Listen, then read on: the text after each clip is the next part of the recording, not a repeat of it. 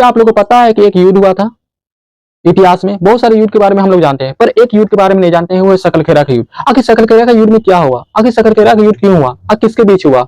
आखिर किस देश में हुआ? आखिर किस देश के लिए हो रहा था? आखिर कौन से ऐसे व्यक्ति थे जो सकलखेरा के युद्ध के लिए प्रसिद्ध हो गए? देखिए, जब 1707 में औरंगजेब की मृत्यु हुई, तो पूरे भारत की भागदौड़ मुगल बादशाह के पास थी और वो कमजोर पड़ने लगे, जिसके कारण सूबेदार एक नियुक्त किया गया, जो है ढक्कन के लिए नियुक्त किया गया था। आज ये ढक्कन हैदराबाद के नाम से जाना जाता है। सूबेदार नियुक्त हुआ, वो सूबेदार का नाम क्या था? निजाम उल मुल्क। कहा जाता है कि ये व्यक्ति ऐसा थे जो 7000 जात की उपाधि प्रदान हुआ था। मतलब ये व्यक्ति एक तरह का पावर हाउस की तरह माना जा सकता है, मतलब पावर सिटी की तरह माना जा सकता था उस समय का। ये भी कहा जाता है कि जिस समय वो उनको नियुक्त किया गया था ढक्कन के लिए, उस समय एक शासन भी चल रहा था मुबारिज खान जी का, जो ऑलरेडी ढक्कन में चल रहा था। पर इसके कारण ढक्कन में तो चल रहा था इनके का शासन, पर ये दोनों में टकराव होने लगा। जब ये दोनों को आपस में टकराव होने लगा, तो सबसे शक्तिशाली जो रहेगा वो शासन करेगा।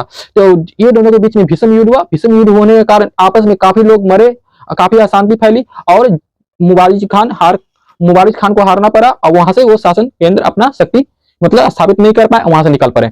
इसी में निजाम उल मुल्क वहां पे अपना शक्ति स्थापित करते हैं और शासन करने लगते हैं। वो शक्तिशाली मतलब शासन तो करने लगते हैं, पर एक तरह के अच्छे शासन भी किए जो हिंदू वासी थे, हिंदू प्रति उदारवादी नीति अपनाए। और इसमें एक हिंदू परिवार के एक व्यक्ति थे पूरनचंद जी, जिनको दीवान बनाया गया, मतलब उस समय के दीवान बनाया गया। मतलब एक तरह के कह सकते हैं कि वो अच्छे शासन निकले। और वहां के जो भ्रष्टाचार पहले से फैला हुआ था, जिस कारण जो भी कारण हो भ्रष्टाचार फैला हुआ, तो उसको भी साफ किए। पर ये शासन ज्यादा दिन तक नहीं चल पाया, क्योंकि 1724 सकलखेरा का युद्ध के इस नाम से जाना जाता है। पर 1724 और 1748 में ही इनकी मृत्यु हो गई। उसके बाद फिर से सेम सिचुएशन में हैदराबाद के लोग आ गए और अशांति फैल गई।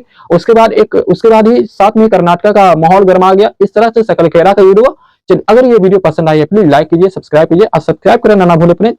धन्यवाद।